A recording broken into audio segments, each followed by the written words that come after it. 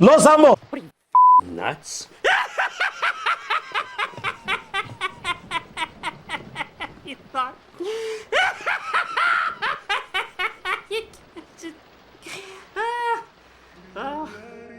السلام علیکم، کیا حال ہے دوستو؟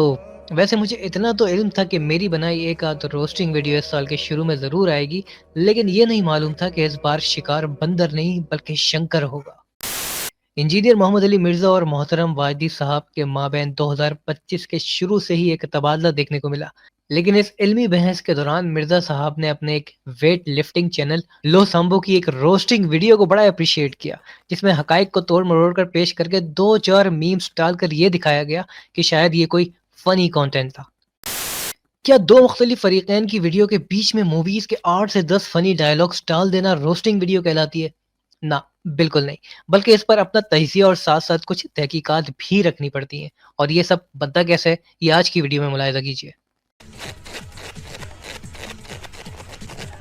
چچا ٹیوشن لینے کبھی گھر آنا۔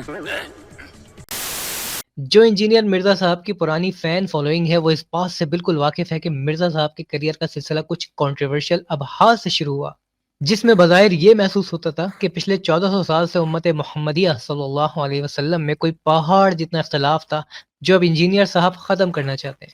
ان کے ٹاپکس کا اکثر حصہ 2013 سے یزید، امام حسین، امیر معاویہ وغیرہ سے ہوتا ہوا 2015 تک حنفی، شافعی، مالکی ابحاث کو کراس کرتا ہوا 2017 میں دیوبندی، بریلوی، اہل حدیث اور شیعہ تک پہنچ گیا، جو اب تک ان کے ہاٹ کانٹینٹ کو فرعون کی ممی کی طرح مزید ہاٹ رکھا ہوا ہے۔ مرزا صاحب 2007 کے کیسپرس کا اینٹی وائرس کا وہ ورژن ہے جو کمپیوٹر کی انفیکٹڈ فائل میں سے ٹورجن اور مال ویئر اڑانے کے بجائے پوری ڈی ایل ایل فائل ہی اڑا دیتا تھا۔ اچھا، ہم کو سکھا رہا ہے۔ ہر چیز میں بلا وجہ کے ٹیکنیکل ایررز نکالنا ان کی فنی خرابی کی علامت ہے، اب چاہے وہ امام کعبہ کی قرأت ہو یا علامہ اقبال کی شاعری۔ اس لیے آپ دیکھیں علماء اکثر قرآن غلط پڑھتے ہیں کہ امام کعبہ بھی پروننسیشن غلط پڑھتا ہے۔ 1517 سے 1917 تک کعبے میں 4 مصلے ڈالے ہوئے تھے، 4 امتیوں کے نام پہ امت کو ڈیوائیڈ کیا ہوا تھا، حنفی، شافعی، مالکی، حنبلی۔ یہ پکی اب میں انجینئر صاحب کو دینے لگا ہوں کہ جب حرم میں 4 مصلے بن رہے تھے تو آپ نے ان کی مخالفت کیوں نہیں کی، اور جب بکھر کر دوبارہ ایک امام کے پیچھے سب نے اتفاق کر لیا تو بھی آپ مارکیٹ سے شارٹ نظر آئے۔ یعنی نہ آپ کا کردار 4 بننے کی مخالفت میں نظر آتا ہے اور نہ ایک امام کے پیچھے آنے کی حمایت میں، تو بلا وجہ اس بحث کو چھیڑ کر کیا حاصل کرنا چاہتے ہیں؟ سنیں اپنے ہم شکل کی زبانی یہ کیا فرما رہے ہیں۔ اور تم سے یہ نہیں پوچھا جائے گا کہ وہ کیا کیا کرتے تھے، تمہیں یہ پوچھا جائے گا کہ تم نے کیا کیا دنیا کے اندر۔ بڑی اچھی بات ہے۔ مثال کے طور پر اب امام ابو حنیفہ رحمۃ اللہ علیہ نے ایک ڈاکٹرن کھڑی کر لی کہ جسم سے نکلنے والی جو ناپاک چیز ہے وہ وضو توڑ دے گی، ٹھیک، اور وائس ورسا جو چیز وضو توڑتی ہے وہ ناپاک ہے۔ اس کی بنیاد کے اوپر انہوں نے خون کو ناپاک ڈکلیئر کر دیا اور خون کے نکلنے پر وضو لازم بتایا، جبکہ امام شافعی کا موقف ہے کہ خون پاک ہے، اس کا صرف پینا حرام ہے، قرآن میں جو 4 جگہ پہ حرام ہے، ناپاک نہیں ہے، ناپاک نہیں ہے۔ ہاں ظاہر ہے صحابہ کی زندگی جنگوں سے عبارت تھی، مجھے بتائیے اس زمانے میں کون سی ایسی روایات تھیں، لوگ ہر وقت اسی چیز میں پڑے رہتے کہ وہ اپنے کپڑے ہی بدلتے رہتے، پھر تو جنگ میں نماز بھی تو وہ خون کے ساتھ جی پڑھتے تھے۔ اچھا امام یہ حسین کہتے ہیں جی ہمارے امام صاحب نے بتایا، ہم کہتے ہیں ابو داؤد میں حدیث ہے ایک صحابی پیرے کے اوپر تھے، انہیں تیر لگتے رہے اور وہ نماز پڑھتے رہے، نماز پڑھتے رہے، انہوں نے کہا آیت شروع کر لی تھی میں چھوڑ رہا تھا، اس کو چھوڑ۔ ہاں دیکھیں اسی طریقے سے، اچھا یہ میں نے امام حنیفہ کی غلطی ہائی لائٹ کی نا، امام شافعی کی غلطی دیکھیں جس کی وجہ سے آج کروڑوں مسلمان تکلیف کاٹ رہے ہیں۔ انڈونیشیا اور ملیشیا کے لوگ وہ شافعی ہیں۔ انجینئر صاحب کی اس پوری گفتگو سننے کے بعد میرا ان سے ایک بہت ہی مؤدبانہ سوال ہے کہ کیا امام ابو حنیفہ اور امام شافعی نے معاذ اللہ بھگوت گیتا اور اسرائیلیات سے مسائل اخذ کیے تھے؟ دوسرا سوال کہ اگر انہوں نے قرآن و سنت اور اپنے فہم کا استعمال کر کے یہ کام کیا تھا پھر بھی غلطی پر تھے، تو آپ کا قرآن و سنت سے اپنے فہم سے سمجھنا اور غلطی پر نہ ہونا اس پر کیا دلیل ہے؟ سوال نمبر 3، ابو حنیفہ اور شافعی اور نبی کریم صلی اللہ علیہ وسلم کے درمیان صرف 3 سے 4 جنریشن کا واسطہ ہے، جبکہ آپ کے اور نبی کریم صلی اللہ علیہ وسلم کے درمیان 40 سے زیادہ جنریشن کا فاصلہ ہے، تو کیوں کر ہم آپ کے فہم پر یقین کر کے ان فقہا کی تحقیق کو رد کر دیں؟ سوال نمبر 4، ان فقہا اور نبی کریم صلی اللہ علیہ وسلم کے درمیان نہ صرف کم فاصلہ تھا بلکہ ان کے استاد کی سند ڈائریکٹ نبی کریم صلی اللہ علیہ وسلم سے جا کر ملتی ہے۔ آپ بھی اپنی کوئی سند دکھا دیں جو ڈائریکٹ نبی کریم صلی اللہ علیہ وسلم سے جا کر ملتی ہو۔ سوال نمبر 5، ان فقہا کی تصنیف لغت وحی الہی میں تھی جس سے مسئلے کے فہم میں غلطی کا امکان اور کم ہو جاتا ہے، کیا آپ کے پاس بھی یہ کریڈینشلز موجود ہیں؟ ختم۔ انجینئر صاحب کا یہ کلپ بھی میری نظر سے گزرا جہاں موصوف یہ فرما رہے تھے کہ فقہ حنفیہ میں رفع یدین والے کے پیچھے نماز نہیں ہوتی۔ آئیے سنیں انہی کی زبانی۔ اور پھر 3 آئمہ آپ جن بڑے 4 آئمہ کو مانتے ہوئے فقہ کے اندر، ان میں سے 3 تو رفع الیدین کے قائل ہیں، امام مالک، امام شافعی اور احمد بن حنبل۔ امام حنیفہ کی طرف آپ نے چلے وہ ایک چیز منسوب کی ہوئی ہے۔ چلیے اس بات کا بھی علمی مطالعہ کر لیتے ہیں۔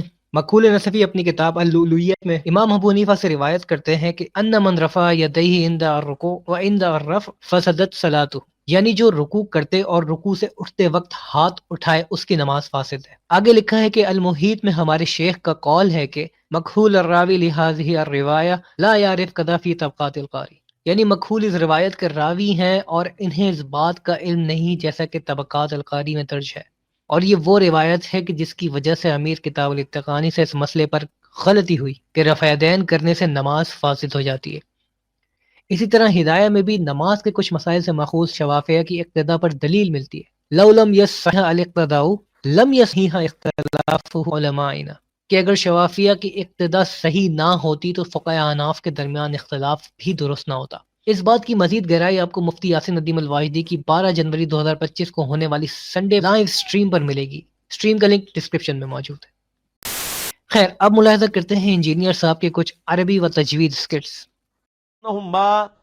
نعمتہم نعتہم، جو لوگ عربی جانتے ہیں، اور میں قاری ہوں، آج کا قاری نہیں ہوں، 1992 میں نے قرات سیکھی تھی۔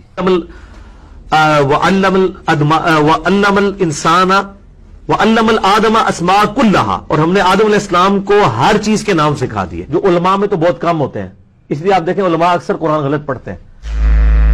فَتَقَطَّعُوا أَمْرَ بَيْنَهُمْ زُبُرًا، آپ کو اللہ کے فضل سے جو 2 سال کی تجوید کا کورس ہے وہ ہم نے 1.5 گھنٹے میں کور کیا ہے، اس میں نے یہ ساری چیزیں بتائی ہیں۔ تجوید میری ایک یعنی اسپیشلٹی ہے۔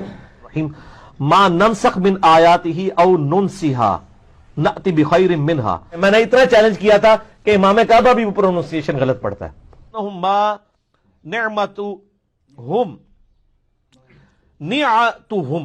ویڈیو دکھانے کا قدم یہ مقصد نہیں کہ کسی تلفظ، سبقت لسانی یا مخرج کی تصحیح کی جائے، بلکہ یہ غلطی ہم سب سے ہو جاتی ہے۔ مسئلہ وہاں کھڑا ہوتا ہے کہ جب آپ اتنی بڑی غلطیوں کے مرتکب ہو کر انہیں ٹھٹائی سے ڈیفینڈ کرتے ہیں اور پھر اپنے آپ کو خود ساختہ عالم کا چولہا پہنا کر امام کعبہ کی قرأت میں سے ٹیکنیکل ایررز نکالنا شروع کر دیتے ہیں۔ اگر یہ نارسسٹک پرسنالٹی ڈس آرڈر نہیں تو اور کیا ہے؟ ڈاکٹر ذاکر نائک جو قرآن بھی غلط پڑھتے ہیں، جو ہے وہ اعراب تک غلط پڑھتے ہیں، پروننسیشن تو غلط ہے، اعراب بھی غلط پڑھتے ہیں، زبر زیر بھی، ان کو تو آپ شاہ فیصل ایوارڈ دے رہے ہیں سعودی عرب میں اسلام کی خدمت کے اوپر، ان کے پاس کوئی ڈگری نہیں ہے۔ اور بات صرف یہیں تک محدود نہیں، ان کی قرآن کے حوالے سے گستاخی ملاحظہ کیجیے۔ آپ کے سامنے قرآن اسی طریقے سے جا رہا ہے کہ جیسے کوئی آپ کے سامنے فرینچ زبان کے اندر آ کے آپ کو گالیاں نکالنا شروع کر دے۔ اس کے بعد صحابی رسول صلی اللہ علیہ وسلم ہونے کی فضیلت کا انکار۔ صحابی ہونا کوئی بڑی فضیلت نہیں ہے، اصل فضیلت ہے لا الہ الا اللہ محمد رسول اللہ کا اقرار کرنا۔ ہم اس سے بڑی فضیلت کسی کو نہیں مانتے۔ پھر اصحاب رسول پر ارتداد اور منافقت کا فتویٰ۔ نبی علیہ السلام کی وفات کے بعد جو مرتد ہو وہ نبی کے زمانے میں کیا ہوتا ہے؟ مسلمان نہیں سر، سیادی، ان ڈیفینیشن ہی بول کے سیادی تھی۔ پھر حضرت علی کی گستاخی۔ جب نبی علیہ السلام نے حضرت علی سے کہا تھا کہ میرا نام مٹا دو صلح حدیبیہ کے موقع پر، تو انہوں نے کہا کہ میں نہیں مٹاؤں گا محمد رسول۔ اگر حکم کو ادب پہ فوقیت دی جائے تو انہوں نے غلط۔ پھر نبی صلی اللہ علیہ وسلم کی شان میں معیار سے گرے ہوئے الفاظ۔ 10 یہودی بھی ایسے نہیں تھے جو آپ پہ ایمان لائے ہوں آپ کی مبارک زندگی کے اندر۔ کیوں؟ ان کے بڑے بڑے جو پادری بیٹھے ہوئے تھے، وہ کہتے تھے یہ کل کے چھوکرا آ کے میں بتائے گا، وہ کہتے تھے یہ کل کے چھوکرا آ کے میں بتائے گا۔ قادیانی یہود و نصارہ سے بہتر ہیں کہ آپ کے ساتھ جو قادیانی ہیں، جو نبی علیہ السلام کو آخری نبی مانتے ہیں لیکن ساتھ امتی نبی کلیم کرتے ہیں، کیا یہ یہود و نصارہ سے بدتر ہے؟